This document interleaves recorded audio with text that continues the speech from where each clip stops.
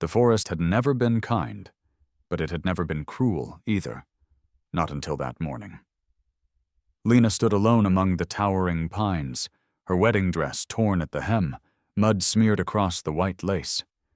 Her veil had snagged on a branch long ago, left fluttering like a ghost behind her. The only sound was bird song, distant and mocking, and the rush of a nearby stream she couldn't see. She had no shoes, no map, no food. She was 17. Her husband, a man twice her age with a smile too slick and hands too fast, had walked her into the woods after their rushed wedding in a chapel that smelled like mold and whiskey. He'd said he had a surprise, a cabin tucked away, a quiet night to themselves, but the surprise was this. He'd left her, no note, no explanation, just a chuckle, a shrug, and the words, "You're not what I paid for." She had begged, cried. He'd disappeared anyway, fading into the forest like he was never there to begin with. That had been hours ago, or maybe longer. Now Lina wandered, her throat dry, her arms scratched from brambles, her heart hollowed out like the stump she'd passed miles back. She had trusted her aunt when she said a husband would solve her problems, that a girl like her, born poor and too quiet, needed a man to survive. Lina hadn't wanted to marry, but she had wanted to stop being a burden. She had wanted someone to choose her, and now she was discarded in the dirt as easily as a dropped handkerchief. Her knees buckled beside a mossy log, and she sank to the ground, tears smudging the dirt on her face. She curled her arms around herself, shivering despite the summer heat. Then she heard it. Footsteps.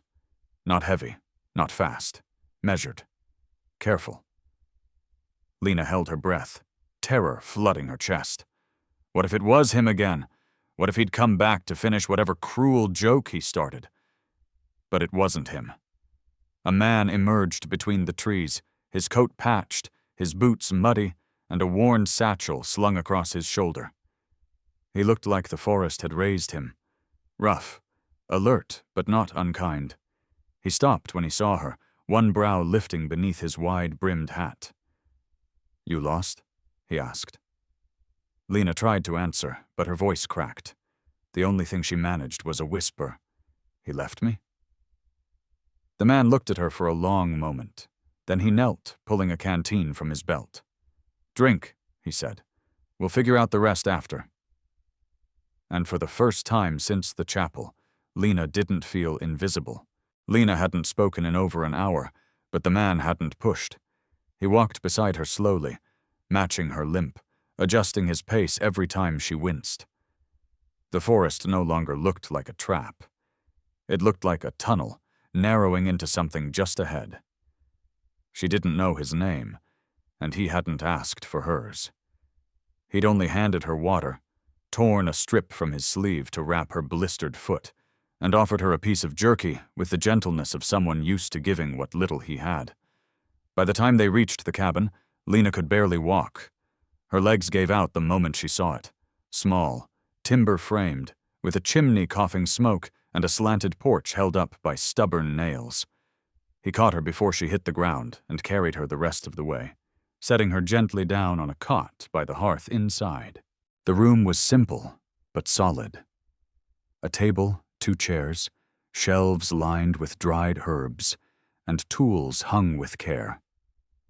It smelled like pine and old leather, and the warmth inside made Lina's chest tighten with something she couldn't name.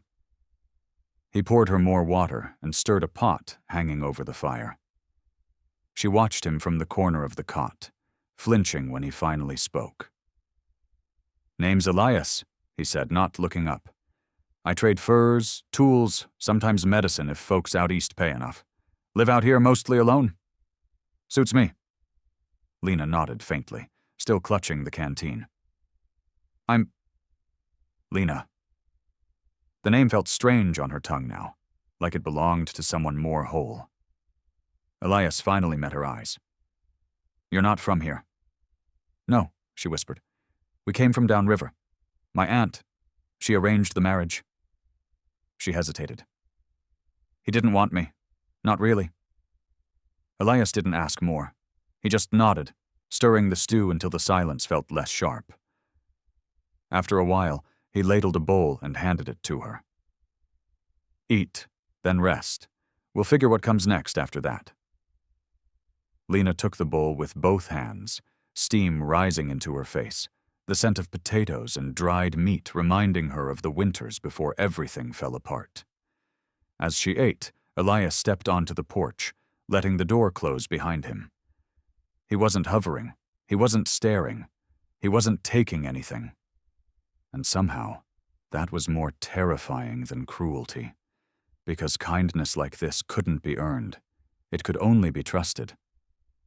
And Lina didn't know how to do that anymore. But for now she had soup, she had shelter, and she had time. Lina woke to the sound of logs shifting in the hearth, the fire crackling low but steady.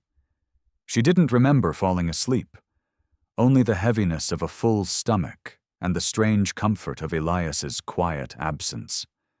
Her body still ached, feet blistered, shoulders sore, but her mind felt clearer, the panic dulled to a low hum. She sat up slowly, blinking against the flickering light, and found Elias across the room sharpening a blade by candlelight. He didn't glance up, but his voice reached her like a rope across the dark. "You slept through most the day. That's good." She nodded, unsure what to say. Silence wasn't heavy between them. It just was, like the walls, like the warmth, like the scar that ran across Elias's jaw, partially hidden beneath his stubble. He finally set the blade down and leaned back in the chair. "You running from someone or just left behind?" She swallowed, pulling the blanket tighter around her shoulders. "Left," she said. "No one coming for me." He nodded once. "That makes it easier. Sometimes being forgotten is safer than being found." The words hung in the room, and something in them made Lina shiver. "Why are you out here?" she asked. "All alone?" Elias shrugged. "Made sense once. Still does, most days. People take more than they give. Out here I know what's mine." He paused, eyes flicking toward her. "But I've got a roof, and enough stew for two." Her hands tightened around the blanket. "You don't even know me." "Don't need to," he said. "You were freezing, hungry, hurt. That's all I needed to know." She looked at the fire, blinking hard. "Most men wouldn't stop. Not unless they wanted something." Elias didn't smile, but his voice softened. "I've seen what happens when men want too much. My job's not to be another one of them." For a while, they sat in quiet again, only the fire speaking. Elias eventually stood, stretched his arms, and tossed another log on the coals. "I'll sleep by the door," he said. "Just in case someone comes. You rest." Lina's breath caught. "Thank you," she whispered. Elias turned, and for the first time, their eyes met without tension, just two souls weathered by different storms, sharing warmth, because that's all there was left to give. "You're not the first to end up here," he said, "and you won't be the last. But that don't mean you have to stay lost." As he settled near the door, Lina lay back down, the blanket tucked beneath her chin. She closed her eyes slowly, knowing that out here, deep in the forest, a fire now burned between strangers, and maybe that was the start of something worth keeping. The rain came the next day. Slow at first, then steady, drumming against the roof like it had something to say. Lina sat by the window wrapped in Elias's old coat, watching the water blur the world outside. The forest no longer looked like a cage. It looked like a wall keeping the worst parts of the world away. Behind her, Elias moved through the cabin with quiet efficiency, mending a torn strap on his satchel, checking the traps he'd hung to dry. He didn't ask her to help. He didn't hover. He simply existed beside her, offering presence instead of pressure. And Lina found herself craving that silence more than any words. Still, the guilt began to creep in like cold air through the cracks in the wall. "You don't have to keep me here," she said softly, not turning from the window. "I don't expect anything." Elias didn't respond right away. When he did, his voice was even. "I didn't offer kindness because I expected something back." She looked down at her hands. "Kindness always costs something." He finally set the strap down and approached, stopping just behind her. "Yeah," he said. "It costs time, a few meals, maybe some peace and quiet, but I've wasted all three on worse than you." She turned to face him. "I don't know how to pay that back." Elias leaned against the wall, arms crossed. "You don't. You just live, heal, learn how to breathe without flinching. That's enough." The lump in her throat came fast. She hated it. How easily the softness in his voice cracked her defenses. She was supposed to be tough, hardened, but his quiet offered her no space to hide. "You don't even know what he did," she whispered. "You don't know what kind of girl I was." Elias's gaze didn't shift. "Don't need to. I know what kind of girl you are now. One who walked away. One who survived." She looked away quickly, afraid he might see how close she was to breaking. The rain fell harder. Thunder echoed somewhere in the distance. After a while, Elias spoke again. "You can stay as long as you need. You can leave when you're ready. Either way, I won't ask you to explain what someone else broke." Lina closed her eyes, the tears falling silently. Because for the first time in her life, someone saw her pain and didn't try to fix it. He just made room for it. And that, she realized, was the kind of kindness she'd never known existed. One that didn't ask. One that didn't expect. One that simply stayed. The forest had its own rhythm, its own rules, and Lina was starting to learn them. Days passed in quiet patterns. She helped gather firewood, learned how to skin rabbits, even stitched a rip in Elias's shirt with shaking fingers and too many apologies. He only shrugged. "Better in bleeding through it," he said, and that was thanks enough. But peace never lasts forever. Not in the woods. Not when you've run from men who think girls are possessions. It was near dusk when Elias stiffened at the sight of a broken branch just beyond the edge of the cabin path. He crouched low, touched the dirt, and scowled. "Boot prints," he muttered. "Too fresh, too deep." Lina's breath hitched. "Could it be him?" Elias didn't answer right away. He stood, eyes sweeping the tree line. "Could be anyone. Could be worse." He loaded his rifle and brought it inside without panic, but with a grim certainty that made Lina's stomach twist. "They won't knock," he said, "so we won't answer." That night the fire stayed low, the shutters closed. Elias stood by the door with his rifle across his chest, unmoving. Lina held hope, the small carved bear Elias had given her from his satchel, saying it was for luck or at least something to hold on to. Sleep didn't come easily, not when fear crept back in like it had never left. Somewhere past midnight they heard it. Twigs snapping, a horse snorting, a voice slurring something unintelligible. Elias stepped closer to the window, eyes narrowed. Drunk, at least two, one carrying. He looked at her. "You remember how to bolt the trap door?" She nodded. "Good. You don't open it unless I say." She moved to the hidden floor panel beneath the rug, the one Elias had shown her the second day. Just in case. She crawled inside, curled tight with the carved bear pressed to her chest, and waited. Above, footsteps crunched. A fist slammed against the door. "I know she's in there," a voice snarled. "You're hiding my wife." Lina's blood turned to ice. It was him. The man who had dragged her into the woods and left her for dead now demanded her return like she was livestock. Elias didn't respond. The silence stretched until the man kicked the door hard, followed by a curse. Then, a shot. One. Loud. Then nothing. No footsteps, no shouting, just the wind. Minutes passed. Then hours. When Elias finally opened the trap door, his voice was calm. "He won't be back." Lina stared at him, eyes wide, heart racing. "What happened?" Elias's jaw tightened. "Wolves don't leave marks when they scare each other off." He offered her his hand. "You're safe now." And for once, she believed it. The sun rose slow the next morning, its light hesitant, like it too wasn't sure what had happened in the night. The frost clung to the windows, but inside the cabin it was warm, warmer than it had ever felt.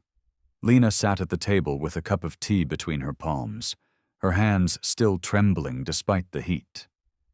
She hadn't spoken since Elias pulled her from the trap door hours earlier. She hadn't needed to. He hadn't asked. He only set a blanket around her shoulders and sat across from her, quiet as a stone, but watching every flicker of her breath like it might disappear. Now, as the morning pushed into the trees, Elias stood by the porch with his rifle slung across his back, scanning the woods not like he feared what was out there, but like he was daring it to try again. He stepped back inside, closing the door with more gentleness than his frame suggested. "He's gone," he said simply. "Horse tracks veered east. No blood, no dragging." Lina looked up. "You didn't shoot him?" Elias shook his head. "Didn't have to. He came with bluster, not teeth. Fired to scare. He ran when he realized I wasn't bluffing." She nodded, pressing the cup to her lips even though the tea had long gone cold.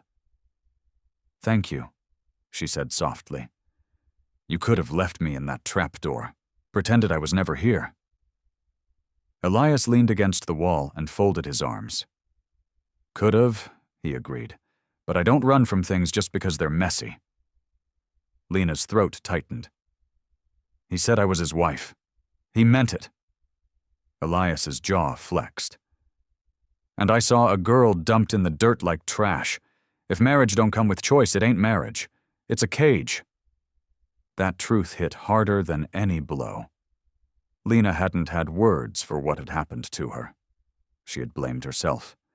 But now Elias gave it a name, plain and final. She wasn't broken. She had been stolen, and then thrown away. "I don't know what I am now," she whispered. Elias pushed off the wall and crossed to her. "You're free," he said, "and if you stay, you'll figure out the rest." "Why me?" she asked. "Why care?" He hesitated. "Because I once needed someone to give me shelter, too. No one did. So now I make sure someone gets what I didn't." Lina stared at him, eyes glossy with something that wasn't sadness anymore. It was recognition, understanding, gratitude, and maybe something braver waiting to bloom. The fear was still there. But it wasn't alone now. Not in this cabin. Not with this man. Not anymore. The snow began to melt 3 days later. It slipped slowly off branches and rooftops, leaving wet streaks on the window panes and patches of earth, dark and rich beneath the pines. For the first time in weeks, Lina stepped outside without trembling. The air still held winter's breath, but the weight on her chest had shifted. Lighter somehow. Elias was chopping wood a few yards away, sleeves rolled up, his movements steady and focused. Lina watched him for a long while before stepping off the porch, boots crunching gently against the thawing ground. He paused when he heard her, offering a nod but not a word. That was the thing about Elias. He never asked where she was going, only made sure the path was clear. She carried the small knife he'd given her tucked into her boot. "Just in case," he'd said, "but I doubt you'll need it." Today, she didn't need it. She wasn't running. She walked past the tree where she'd first collapsed, past the mossy log she had cried against. It looked smaller now, less like a grave and more like a marker. She crouched near it, touching the bark, remembering the girl who had curled here in terror and mud. That girl had been silent, powerless. But she wasn't that girl anymore. She had chosen to get up, chosen to follow a stranger into the unknown, and for once, she had chosen something without being told to. When she returned, Elias was sitting on the porch, wiping his hands with a rag. He didn't speak, just handed her a mug of warm broth. She sat beside him, letting the quiet stretch between them like a thread. Finally, she said, "I want to earn my place here." Elias sipped from his cup. "You already have." She looked at him. "Not out of pity. Not because I was left behind. I want to be useful. I want to build something." He nodded slowly. "Then we'll build it together."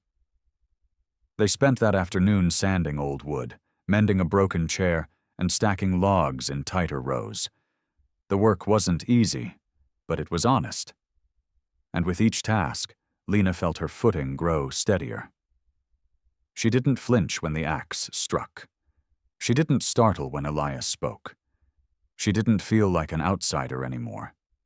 That evening, as the sun dipped low and bathed the cabin in gold, Elias handed her a carved piece of wood, a bird in flight. "For the shelf," he said. "You should have something that's yours." She ran her fingers over the wings, tears burning behind her eyes. "This is the first thing anyone's ever given me without expecting anything back." Elias looked at her with quiet conviction. "Then we're just getting started." The rhythm they built was quiet but sure.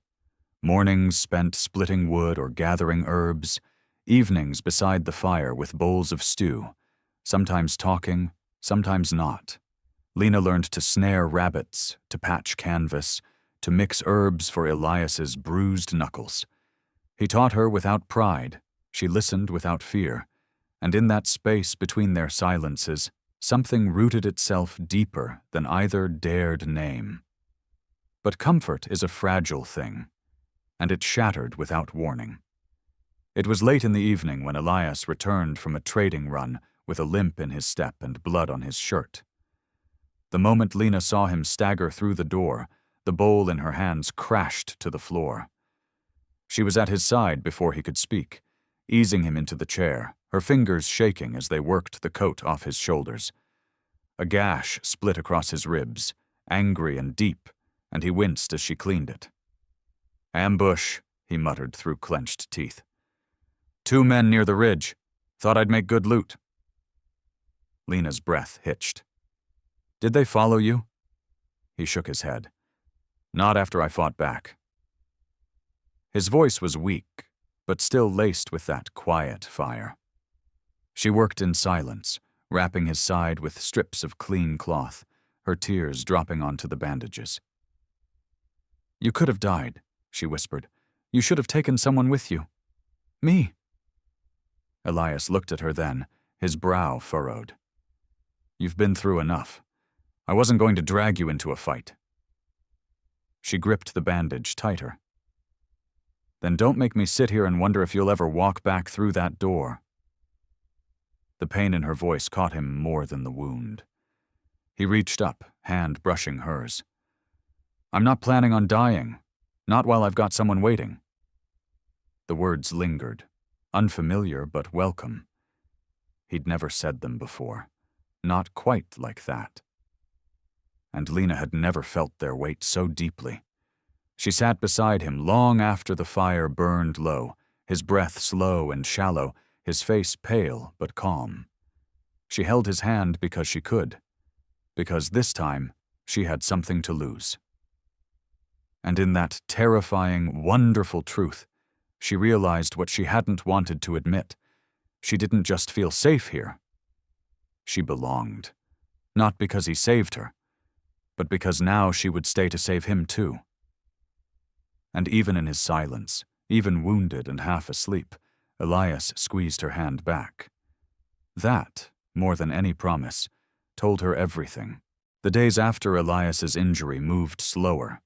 as if the forest itself was holding its breath. Lina cared for him with a focus she didn't know she had, changing bandages, boiling herbs, coaxing him to eat even when he barely opened his eyes. He didn't complain, didn't resist. He simply let her stay. And that, more than anything, broke her. Not because he was weak, but because he trusted her with his weakness. She spoke to him while he rested, words spilling in quiet confessions. She told him about the way her mother used to brush her hair before bed, about the first time she'd ever seen snow, about the fear that still gripped her chest every time she thought about the man who left her in the woods like something disposable. Elias rarely replied, but when he did, it was a low hum of agreement or the faintest squeeze of her hand. One night, while the wind howled beyond the shutters and the fire cast flickering shadows on the log walls, she sat beside him with his hand in hers, tracing the scars on his knuckles with her thumb. "You never talk about your past," she said quietly. "What broke you before this place?" His eyes opened, dull but steady. "Talking doesn't fix it," he murmured. "Neither does silence," she said. He looked at her for a long time. Then, softer than she'd ever heard, he said, "I trusted the wrong people, fought for the wrong cause, lost the right ones." Lina's heart stilled. "Family." He nodded once.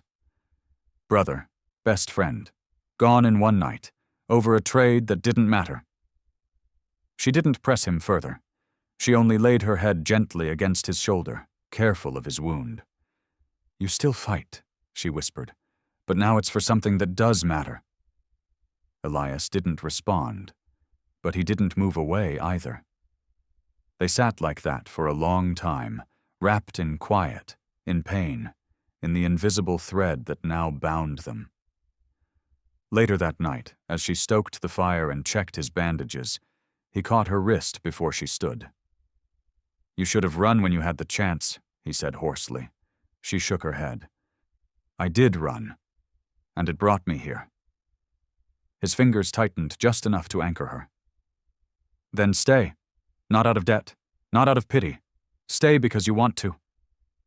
Lina bent down slowly, pressing her forehead against his. "I already am." And in that flicker of closeness, with everything unsaid burning in the space between them, they both knew the truth. Love had been born not in declarations, but in silence that asked for nothing and received everything.